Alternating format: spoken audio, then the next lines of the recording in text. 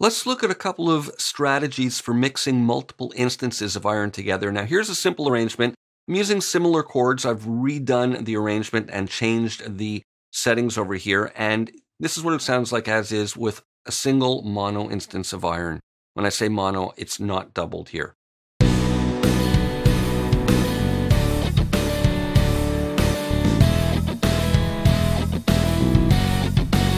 All right, so you get the idea. Now, first thing I'm going to do is duplicate this track, and there's a function in this DAW that'll duplicate it like that, and I'm going to call this iron B. And I'm just going to copy the region down. And this is the first thing we can do. We can now hard pan these two. Now, this is different than just hitting the doubling button because it allows us to manipulate the settings on the two sides separately. So right now, if I play it back, we're going to get the exact same guitar hard pan left and right, and it'll sound pretty good.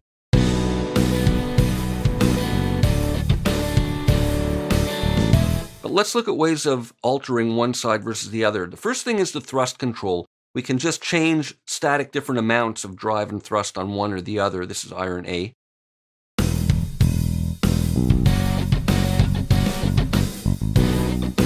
But a more interesting strategy might be to record movement of the thrust and or drive controls. Now this isn't something that real-world electric guitar players might necessarily do, but we're in the software world and we can take advantage of creative possibilities that might not exist otherwise.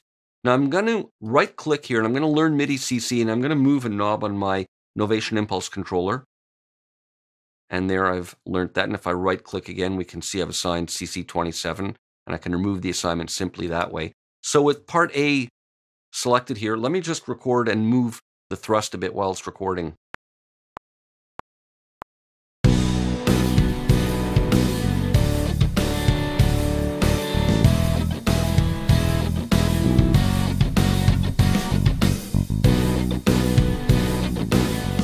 Now, I'm just doing it randomly to illustrate it, but you might want to engage more or less amounts of thrust at different parts in the arrangement. But let me just play it back.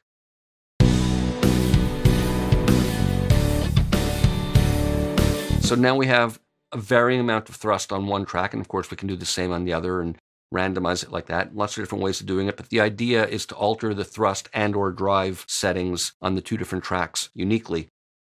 Now, another thing we can do, and this is the obvious one, is change some of the guitar settings. Maybe on B, iron B, I want to have a different pickup.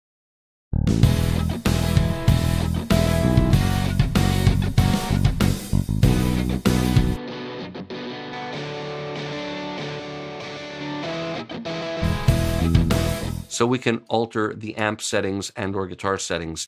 And of course, the delay, chorus, reverb, we can alter those too. Now, another thing that can make it interesting is altering the swing and feel, and this will really make it sound more like two guitar players playing because it'll give it a bit of a looser feel. In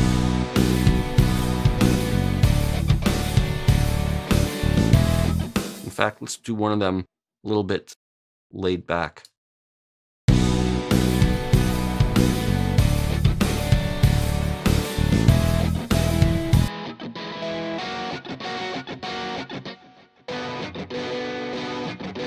So you can hear they're not totally together. And again here, we can right-click and learn this and maybe vary it over time. I'm going to record this into guitar B now.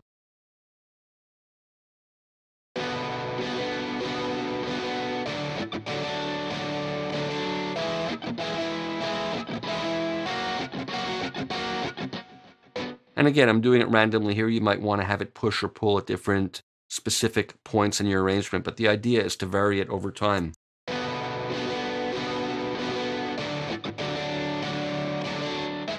So that's one way of approaching building up an arrangement using multiple instances of iron. Let's look at another strategy. I'm going to duplicate this sound, and again, I'm going to hard pan them, and I'm going to copy the part down, but the idea here is to create a different part. So here, I'm using all these key switch notes. Maybe I want to change up some of the key switch notes to get different rhythms, and I'm just doing these at random. But more importantly than doing that, maybe what I want to do is actually change some of the styles over here. So let's try these two together and see what they sound like.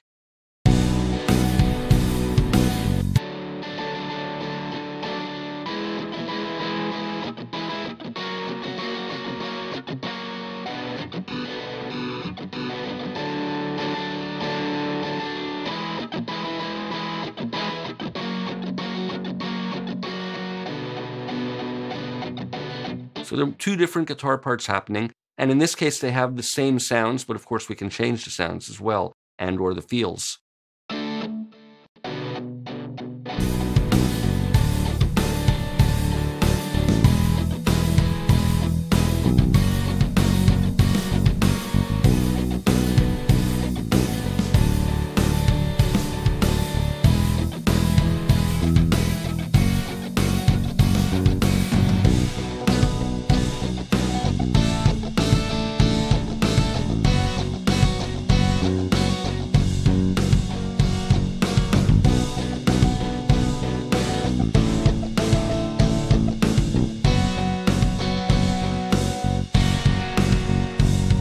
So that's another strategy, actually changing the parts and calling up different phrase styles. And you could possibly even change the voicings, although there's not that much flexibility in terms of how they're voiced, but change certainly the notes that you're using to trigger the different style phrases on. And again, I'm doing it randomly here, but you might want to do a bit more deliberate set of alterations. Here's another strategy. I'm back to my original guitar part, and I'm going to put on doubling so we get the stereo imaging.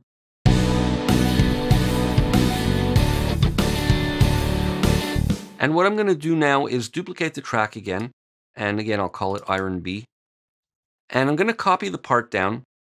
And what I'm going to do is on this second one now, take doubling off and maybe change the guitar sound. Let me just solo it a little bit.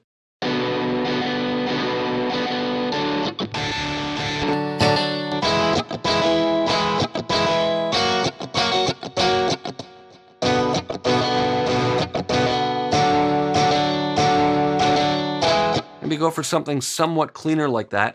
So we now basically have a new guitarist playing the same part in mono, stereo, so I can pan it up the middle.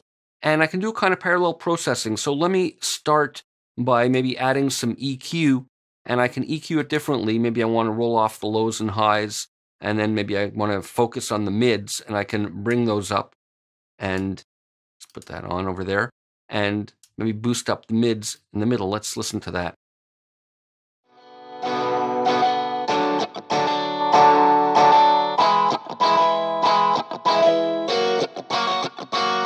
So maybe I want to add some cut like that, and it's a kind of parallel processing now where I can blend that in with the doubled sound.